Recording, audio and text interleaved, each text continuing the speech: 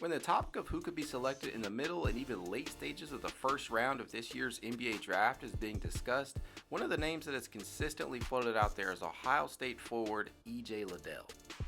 The Ohio State product is generally viewed as being a pretty versatile defender with both inside and outside game. The Cleveland Cavaliers are currently equipped with the 14th, 39th, and 58th picks in the draft, and while I highly doubt that Cleveland or any other team selecting above them would take a flyer on Liddell, I do believe that there is a possibility of him falling to the early portion of the second round, however unlikely that may be. Hell, if I were Kobe Altman, I would seriously consider trading the 39th and 58th picks to move up if at all possible, even if you have to include a sweetener such as Dylan Windler. And with that said, let's take a look at just what makes Liddell such an appealing prospect for Cleveland. First off, Liddell's biggest strengths lie on the defensive end of the court.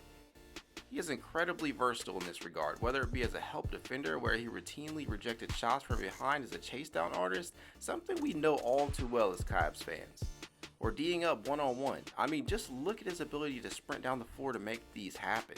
This guy's motor is off the charts. Part of what makes him so damn versatile is his ability to rim protect.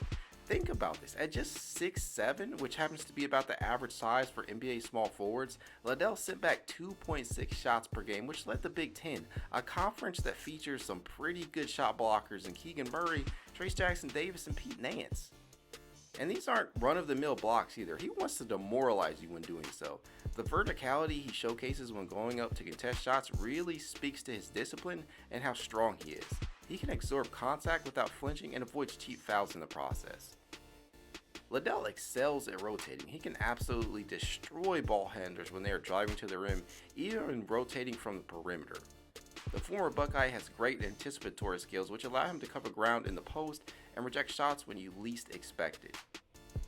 EJ has that rare blend of size and strength that allow him to defend the perimeter and post. Out on the perimeter, he can alter shots when closing out on shooters. He can even switch when the occasion calls for it. He can operate as a small ball 5. The footwork is there and it's apparent when watching him slide his feet when being attacked on ball. His strength and wide stance with his arms allows him to deter drivers from going to the basket. And in the post, Liddell's strength and size can often cause drivers to bounce off of him. He cannot be taken advantage of in the mid to low post because of his 240-pound frame, so good luck backing him down. Alrighty, now offensively is where things are really intriguing for Liddell. Although I believe he won't be used the same way at the NBA level as he was at Ohio State, he could definitely develop into a solid two-way player. As a post-up scorer at OSU, he loved to back his defenders down and shoot over the top of them with righty hook shots and fadeaways. He often invited contact in the process too, drawing 6.9 free throw attempts per contest. Liddell is an exemplary facilitator out of the post as well, often able to kick the ball out to an open shooter when collapsed upon by the defense. But perhaps one of his best abilities in regards to how he could fit with the Cavs is his penchant for knocking down catch and shoot triples, especially from above the break. It's fair to consider him a threat in that regard, and if we know anything, we know is that if you can defend and knock the three ball down with any type of consistency, you have a solid chance to see rotational minutes for the Cavs. I also see some latent pick and pop potential in his game as well, which I'm honestly not sure anyone outside of Kevin Love on the roster is capable of providing at this time. OSU loved to use him in the role, and he showed. Let's say the Cavs did roll him out there as a small ball 5. He would instantly become a focus of the defense as he would be able to pull opposing 5s out beyond the arc. There's just a whole lot of stretch big potential to his game. Now is the point where I'm supposed to highlight his problem areas, so hold on to your seatbelts, ladies and gentlemen, because here we go. Okay, for starters, I do not see Liddell as having the ability to ISO at the next level just yet.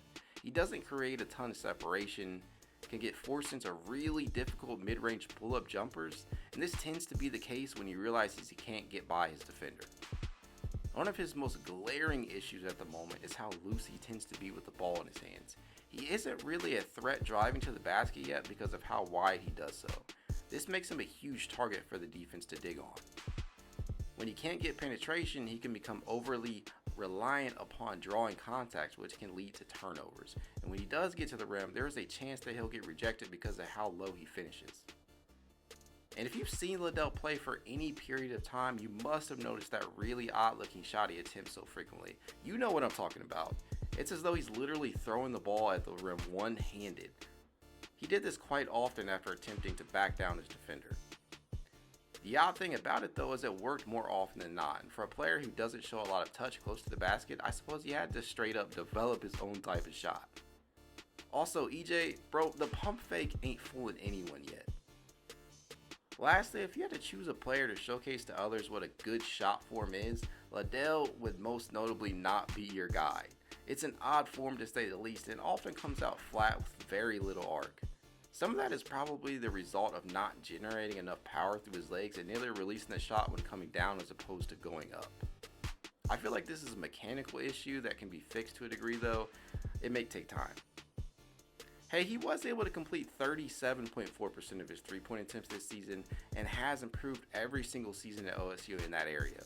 And we're talking about decent volume too, with 3.8 attempts per game. With that said, I see Liddell as having 3 and D potential in the NBA, and while he may not appear to have that type of ceiling that other players in this draft have, he has a pretty high floor and it could probably contribute to a team right away. And let's face it, Cleveland has needs at backup point guard, wing, and backup 5 as well. Liddell could play some wing and morph into that backup 5 when necessary as a small ball option.